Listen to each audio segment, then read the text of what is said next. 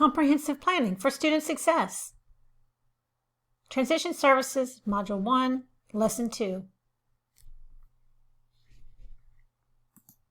For our value-added bit of humor, I'll ask, why did the teacher excuse the firefly?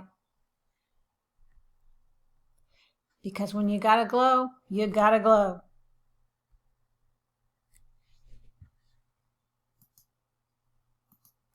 Before I talk about the benefits of transition services and the transition plan, I want to review the roles and responsibilities of the team during this collaborative process. Obviously, you know the emphasis on a multidisciplinary IEP team, which emphasizes parent participation. But ultimately, it is left up to the special educator to implement with the help and teaching of the general educator.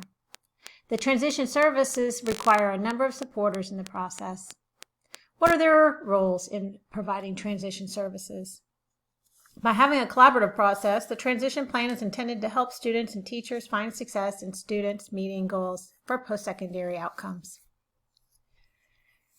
The student identifies personal strengths and interests, sharing preferences for employment, education, training, and adult living, and setting those goals. In a later module, we'll discuss a great program, the Self-Determined Learning Model of Instruction, or SDLMI, as a system to enable teachers to teach students to self-direct their own learning through teaching goal setting, planning, and self-evaluation of the plan and goal success. By focusing on these skills, students can actually write, plan, and evaluate their own transition plans. Students can be expected to assist in identifying the strategies and activated and activities and give feedback on them in annual reviews. Parents. They share their child's strengths, preferences, supports, and long-term vision for employment, education, and training in adult living. This is important because the family will most likely be a primary support agent in these life domains. If the plan and outcomes aren't doable for them, they won't easily happen. The special educator coordinates the meeting and oversees the student's active participation, picking up meeting responsibilities where the student is not yet ready to take over, facilitating participation of everyone present, and recording the discussion and final decisions. The special educator will monitor implementation and progress. The general educator, or even better, the vocational educator, shares observations of student participation in school and identifies accommodations and strategies that best support the student overcoming challenges based on disability. Of course, they provide as much instruction as possible with supplementary aids and services provided.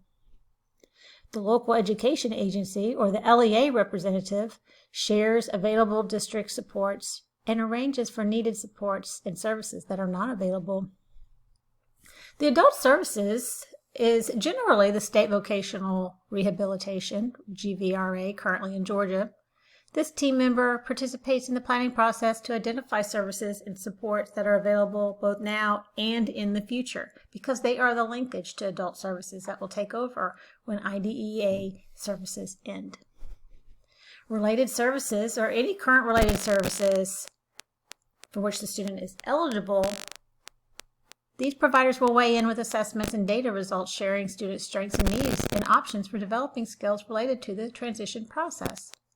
This may include a psychologist, a speech and language pathologist, an occupational therapist, a physical therapist, assistive technology specialist, a school nurse, or an employment specialist. Guidance counselors also can provide information about career assessments, a course of study schedule, and placement based on career strengths and interests of the student. Don't forget that the counselor can inform the team about career counseling and supports for truancy, behavior challenges, and personal development.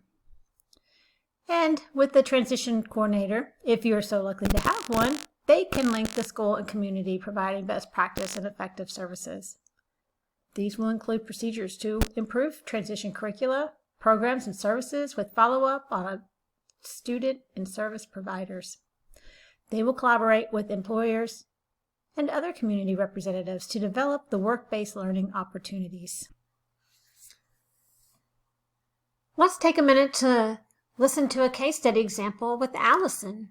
This helps us put together the benefits of having that multidisciplinary team and a student-centered focus of our transition plan and services. Allison is an 18-year-old junior who lives at home with her mom, dad, and 6 siblings. She enjoys spending time with friends during and after school. Her favorite classes are ones with her friends. Allison was identified as having a specific learning disability that affects reading comprehension and written expression. In English language arts, Allison utilizes her content-specific accommodations and has maintained a B average. For written expression, she uses a word processor and receives extended time by an extra 50% for essays and tests. For reading comprehension, she listens to audio text to improve her comprehension. Along with her interpersonal skills and friendly nature, Allison's oral expression skills are a strength for her. Allison is all in general ed courses. Allison's dedicated herself to meeting each of her IEP goals for the past year. Allison reported on her school's career planning survey administered to all juniors that her responsibilities at home include caring for younger siblings and doing light household chores. Her older sister, Jessie, graduated from college and is finishing up her first year of teaching at an elementary school, which is near the family home. For fun, Allison visits her sister's classroom and helps her make materials for lessons. When her special education teacher interviewed Allison to prepare for her IEP meeting, Allison explained that she enjoys spending her free time with others. She has decided that she wants to work with preschoolers or kindergartners, but she is not sure she wants to be a classroom teacher.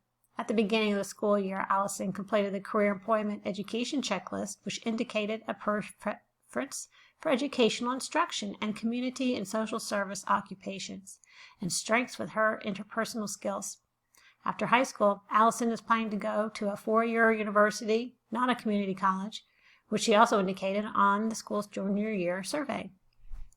Allison likes to work out at the gym with friends and play softball on a county league team. She loves music and movies and shopping with her sisters. On the school's parent survey, Allison's parents indicated they are concerned about her lack of homework completion and how it might affect her in college. They also reported that Allison has not been managing her time well this year. They are concerned that Allison does not have the organizational skills to effectively manage her study time and social life. Allison also reported that her organizational skills could be a barrier to achieving her post-secondary goals. Allison has begun making changes to be more organized. However, she has yet to use her planner successfully. She regularly submits assignments after their deadlines according to the progress notes from teachers for her case manager. Allison reports to each of her teachers about her disability and accommodation needs at the beginning of each semester. When in middle school, Allison was mortified, her words, about having a disability. However, through a small group led by her guidance counselor for freshmen with learning disabilities, Allison says she gained an understanding about her disability and is proud about the challenges she has overcome. Nonetheless, the AIR self-determination assessment, Allison did not rate herself at the highest level on demonstrating skills at school. Because Allison wants to work with children, her parents are adamant that Allison attend a university that offers a degree in child development. In the parent interview, her parents expressed concern about spending money on college if it is not related to her post-secondary plans. In the interviews with Allison's parents and Allison, her special education teacher explained that Allison will need to meet with disability services at the university she's considering, so she could determine a good match for her supports. While she is proud of her accomplishments, Allison views her disability as a challenge and is afraid her disability may stop her from being successful at college. She expressed concern in her meeting with her special education teacher that she needs to make a good decision about finding a college with the best major and the best supports. Her teacher suggested Allison make an appointment with the school's counselor to ensure her course of study aligns with her post-secondary goals. Her teachers believe that Allison will be successful, but they know she will need to meet assignment and project deadlines. So what do we know about Allison?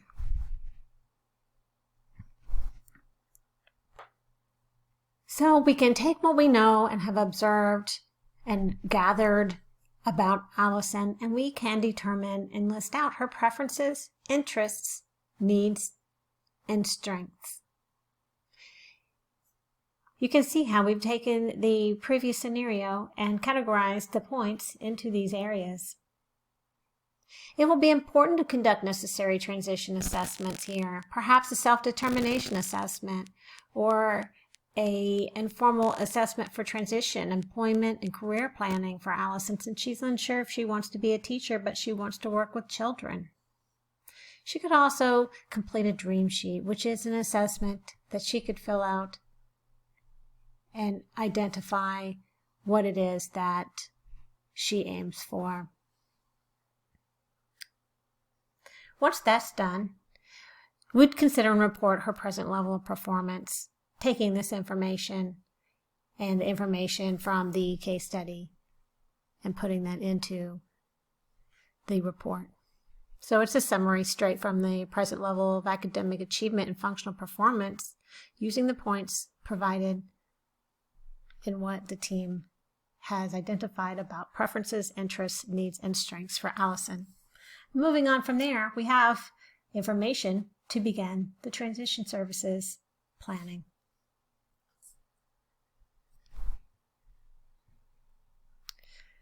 So how does a transition plan help students and teachers? I don't really have to tell you the benefits of transition planning. I think you get it now. It really gives a point to the IEP in the secondary years. So whether you are supporting a young child in developing skills for post-school living, or you're facilitating an actual transition plan, remember, this is why we do it. In summary, here are a list of benefits of positive and productive transition plans and services. It gives a purpose to the IEP. The IEP team can identify the gaps between the skills the student has and those that they need to reach goals. The services are coordinated, and there's a link between each of the activities. And remember, coordinated activities must be based on a student's strengths, needs, preferences, and abilities. Let's take a second now and look at this video that explains IEP and transition plans.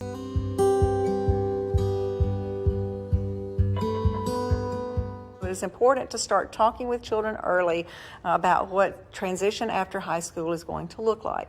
But the transition plan itself must be in place at the age of 16 in the IEP. They should include post-secondary goals as well as transition services. So those post-secondary goals should be very specific, not vague aspirational goals, but very concrete steps that you expect your child to take after high school. It is so important that they have particular steps that they're going to take. What types of services? Do they need to visit college campuses? Do they need to be familiar with how to navigate in the community, how to self-advocate, how to ask for the services that they need? The transition plan should include realistic but achievable goals. For example, some students might say, I want to play in the NBA after I graduate from high school, and they're not playing basketball in high school. That would be an aspirational goal, but one that's not very realistic.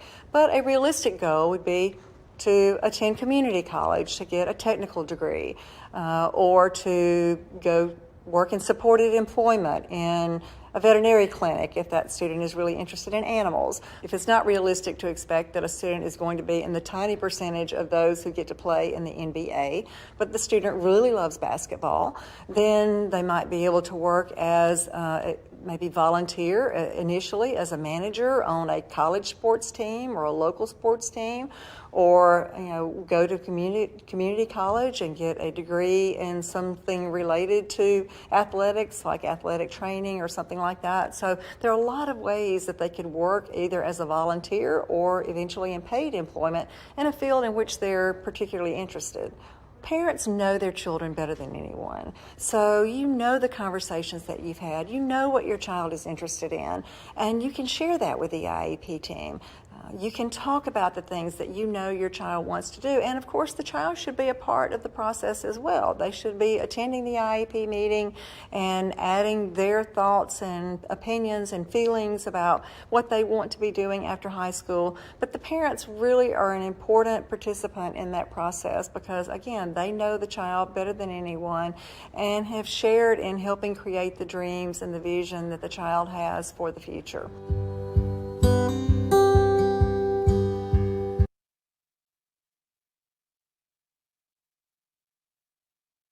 Now, I want to also show you this Georgia's transition timeline. The Georgia DOE has created this timeline to guide educators and IEP team members through the transition process across the span of K-12 education.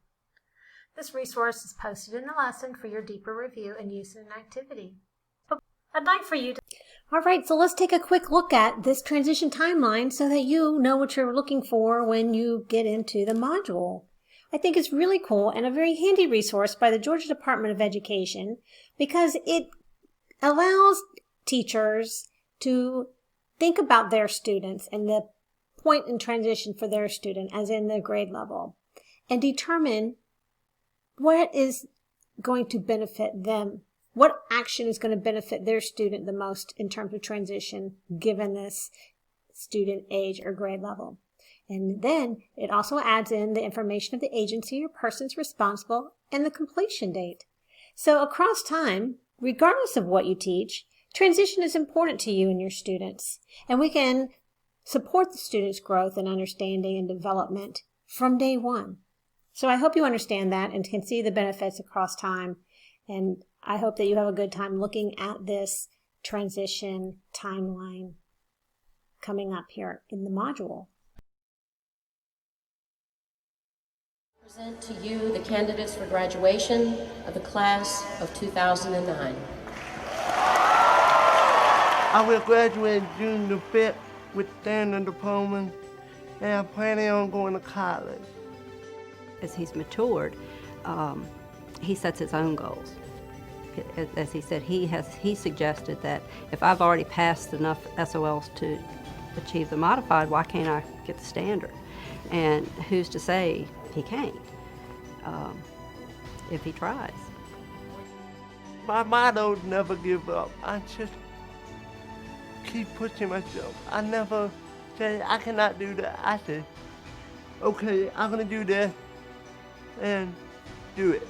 That's the way I feel. I always think about positive way. I never think about negative. Thomas Vernon Allen with honors.